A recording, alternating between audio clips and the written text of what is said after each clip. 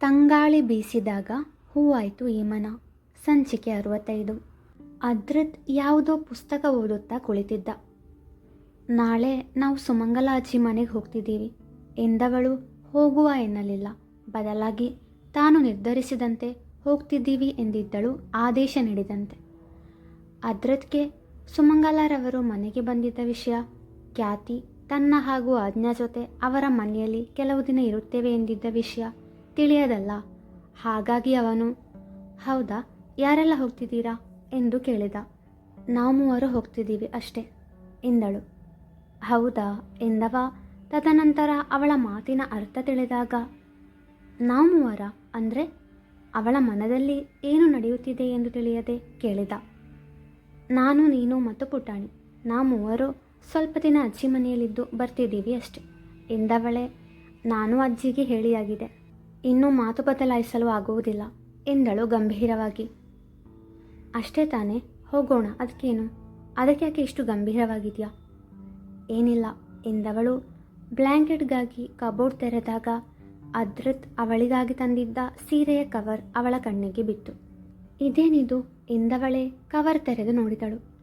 ಅದರಲ್ಲಿದ್ದ ಸೀರೆ ನೋಡಿ ಅವಳ ಕಣ್ಗಳಲ್ಲಿ ಹೊಳಪು. ಅದು ಅವಳಿಗೆ ತುಂಬ ಇಷ್ಟವಿರುವ ಬಣ್ಣದ ಸೀರೆಯಾಗಿತ್ತು.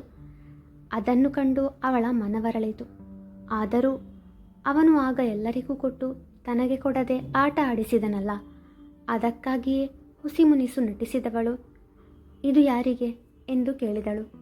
ಅವಳನ್ನು ಕಾಡುವ ಸಲುವಾಗಿ, ಅದು ಅಜ್ಜಿಗೆ ಅಂತ ತಂದಿದ್ದು. ಹೇಗೂ ನಾಳೆ ಅಜ್ಜಿ ಮನೆಗೆ ಹೋಗ್ತಿದ್ದೀವಲ್ಲ, ನಾಳೆ ಅಜ್ಜಿಗೆ ಕೊಟ್ಟು ಬಿಡೋಣ ಎಂದ.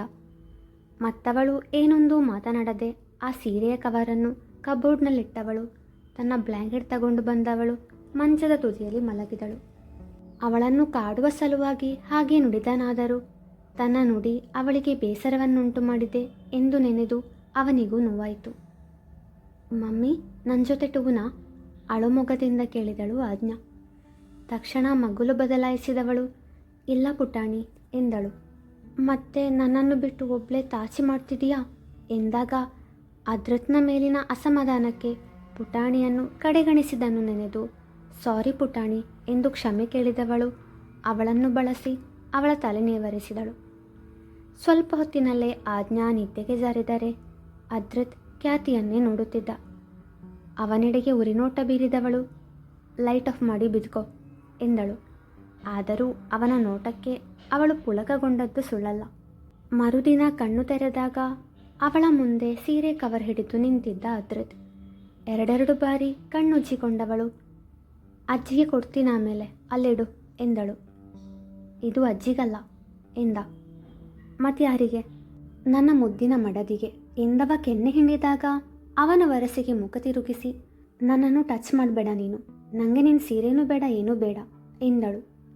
ಇದು ನನ್ನ ಸೀರೆ ಅಲ್ಲ, ನಿನ್ನ ಸೀರೆ ಎಂದವ ಆ ಸೀರೆಯ ಕವರನ್ನು ಅವಳ ಕೈಯಲ್ಲಿಟ್ಟ. ಮನದಲ್ಲಿ ಸಂತಸ ಮೂಡಿದರೂ ಅದನ್ನು ತೋರಗೊಡದೆ ಕೆಳಗೆ ಬಚ್ಚಲು ಮನೆಗೆ ಹೋಗಿ ಸ್ನಾನ ಮುಗಿಸಿ ಬಂದಳು. ಆಜ್ಞಾ ಅದಾಗಲೇ ಎಚ್ಚರಗೊಂಡಿದ್ದವಳು, ಮಮ್ಮಿ ಎಂದಳು. ನನ್ನ ಪುಟಾಣಿಗೆ ಇವತ್ತು ಬೇಗ ಎಚ್ಚರವಾಗಿದೆ ಎಂದವಳೆ ಅವಳನ್ನು ಸ್ನಾನಕ್ಕೆ ಕರೆದೊಯ್ದಳು. ಅವರಿಬ್ಬರತ್ತಲೇ ನೋಡಿದವ, ಖ್ಯಾತಿ, ನೀನು ನಿಜವಾಗಲೂ ತುಂಬ ಒಳ್ಳೆಯವಳು. ನೀನು ಹೆತ್ತ ಮಗಳಲ್ಲ ನನ್ನ ಪಾಪು, ಆದರೂ ಅವಳನ್ನು ಹೆತ್ತ ತಾಯಿಯಂತೆ ಕಾಳಜಿ ಮಾಡ್ತಿದ್ಯಾ. ನಿನಗೆ ಎಷ್ಟು ಥ್ಯಾಂಕ್ಸ್ ಹೇಳಿದರೂ ಕಮ್ಮಿಯೇ. ಆದರೆ ನನ್ನ ಪಾಪು ಇವತ್ತು ತನ್ನ ಹೆತ್ತ ತಾಯಿಯ ಜೊತೆಗಿಲ್ಲ ಅಂದರೆ ಅದಕ್ಕೆ ನೀನೇ ಕಾರಣ. ನಿನಗೆ ಈ ಮದುವೆ ಒಂದು ಶಾಪ. ಜೀವನ ಪೂರ್ತಿ ನೀನು ಈ ಶಾಪದೊಂದಿಗೆ ಬದುಕಲೇಬೇಕು ಎಂದುಕೊಂಡವನ ಕಣ್ಣಿನಿಂದ ನೀರು ಕೆನ್ನೆಗಿಳಿಯಿತು. ಕಣ್ಣೊರೆಸಿಕೊಂಡವ ಸುಮಂಗಲರವರ ಮನೆಗೆ ಹೋಗಬೇಕು ಎಂದು ನೆನಪಾಗಿ ತಾನು ಧರಿಸಬೇಕಾದ ಟೀ ಶರ್ಟ್ ಹಾಗೂ ಪ್ಯಾಂಟ್ ಕಬೋರ್ಡ್ನಿಂದ ಹೊರತೆಗೆದ. ಅದ್ರತ್ ಖ್ಯಾತಿ ಹಾಗೂ ತನ್ನ ಮಗಳಿಗಾಗಿ ಕಾಯುತ್ತಾ ಬೈಕಿಗೊರಗೆ ನಿಂತಿದ್ದ. ಅವರಿಬ್ಬರೂ ಬಂದೊಡನೆ ಬೈಕನ್ನೇರಿ ಕುಳಿತವನ ಹಿಂದೆ ಆಜ್ಞಾಳನ್ನು ಕೂರಿಸಿದವಳು. ತದನಂತರ ಅವಳ ಹಿಂದೆ ತಾನು ಕುಳಿತಳು. ಇಬ್ಬರು ಕುಳಿತ ನಂತರ ಬೈಕನ್ನು ಮುಂದಕ್ಕೆ ಚಲಾಯಿಸಿದನವ. ಸುತ್ತಲೂ ಹಚ್ಚ ಹಸಿರು ತುಂಬಿರುವ ಆ ಪ್ರದೇಶದಲ್ಲಿ ಮನದೊಡೆಯ ಹಾಗೂ ತಮ್ಮದೇ ಒಲವ ಕುಡಿಯ ಜೊತೆ ಈ ರೀತಿ ಒಂದು ಪಯಣ ಕೆಲವು ವರ್ಷಗಳ ಹಿಂದೆ ಅವಳು ಕಂಡ ಕನಸುಗಳಲ್ಲೊಂದಾಗಿತ್ತು. ಆದರೆ ಇಂದು ಮನದೊಡೆಯ ತನ್ನ ಜೊತೆಯೇ ಇದ್ದಾನೆ. ಆದರೆ ತಮ್ಮ ಒಲವಿನ ಕುಡಿಯ ಬದಲು ಜೊತೆಗಿರುವುದು ಅವನ ಹಾಗೂ ಅವನ ಮೊದಲ ಮಡದಿಯ ಮಗಳು. ಕೆಲವೊಮ್ಮೆ ನಮ್ಮ ಜೀವನದಲ್ಲಿ ನಡೆಯುವ ಘಟನೆಗಳೇ ಹೀಗೆ ಅಲ್ಲವೇ? ನಾವು ಬೇಕು ಎಂದು ಬಯಸಿದಾಗ ಸಿಗದ ವಸ್ತುಗಳು ಮುಂದೆ ಯಾವತ್ತೋ ನಮಗೆ ಸಿಕ್ಕಾಗ ನಮಗೆ ಅದರ ಮೇಲೆ ಆಸಕ್ತಿಯೇ ಇರುವುದಿಲ್ಲ. ಮನಸ್ಸು ಅದನ್ನು ಮರೆತಾಗಿರುತ್ತದೆ.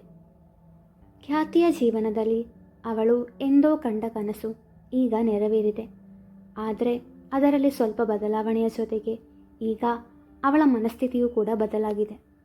ಯಾಕೋ ಏನೋ ಮನದಲ್ಲಿ ಮೂಡುತ್ತಿದ್ದ ಭಾವನೆಗಳನ್ನು ಹತ್ತಿಕ್ಕಲಾಗದೆ ಅವಳ ಕಣ್ಣಿಂದ ನೀರು ಹರಿಯಿತು.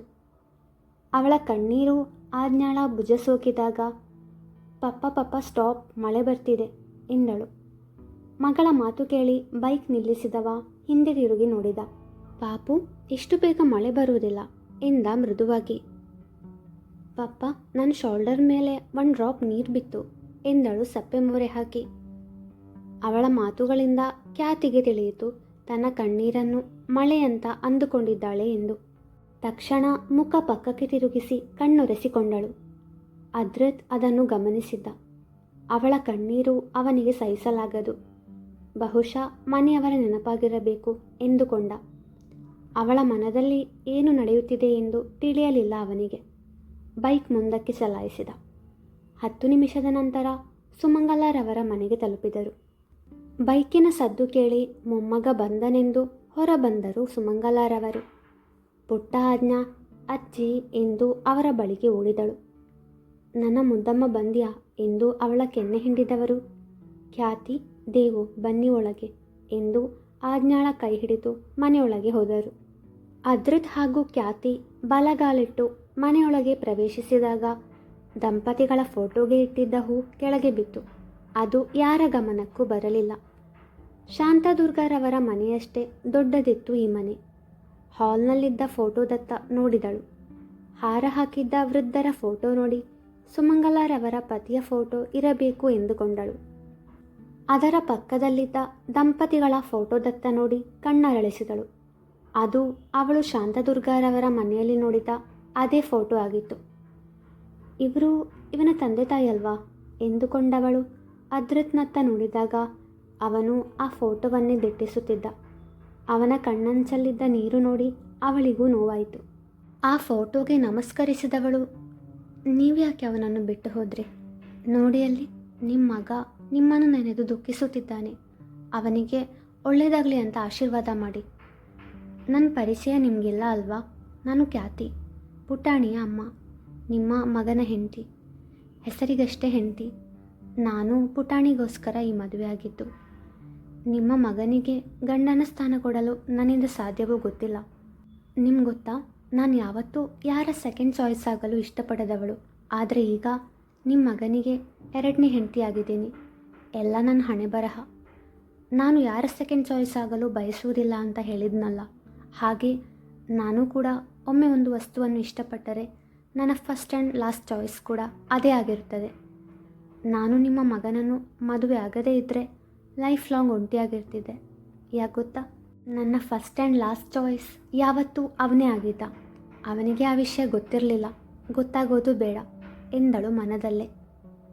ಫೋಟೋದಲ್ಲಿದ್ದ ದಂಪತಿಗಳು ಅವಳನ್ನು ನೋಡಿ ನಕ್ಕಂತೆ ಭಾಸವಾಯಿತವಳಿಗೆ. ಕಣ್ಣರಳಿಸಿ ನೋಡಿದವಳು, ನಿಮಗೂ ನಾನು ಸೆಕೆಂಡ್ ಚಾಯ್ಸ್ ಅಲ್ವಾ?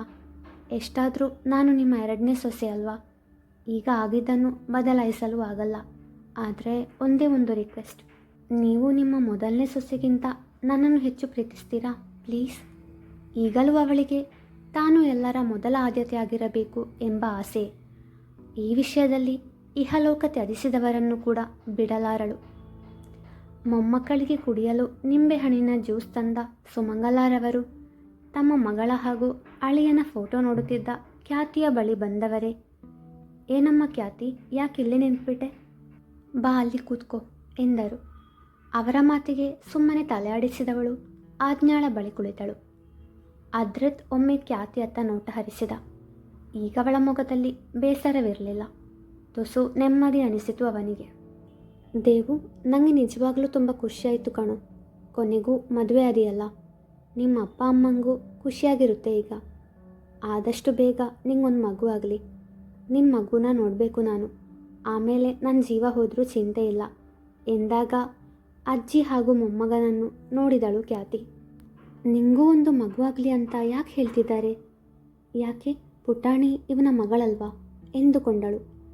ಅವಳ ನೋಟ ಅರಿತವ ಸುಮಂಗಲಾರವರ ಕಡೆಗೆ ತಿರುಗಿ, ಅಜ್ಜಿ, ನನ್ನ ಮಗಳು ನಿಮ್ಮ ಕಣ್ಮುಂದೆ ಇದ್ದಾಳೆ ತಾನೆ, ಸದ್ಯಕ್ಕೆ ನಂಗೆ ಇನ್ನೊಂದು ಮಗು ಬೇಡ ಎಂದವ. ಸುಮಂಗಲಾರವರು ಏನಾದರೂ ಹೇಳುವ ಮೊದಲೇ ಅಲ್ಲಿಂದ ಎದ್ದು ಹೋದ. ಮುಂದುವರಿಯುವುದು.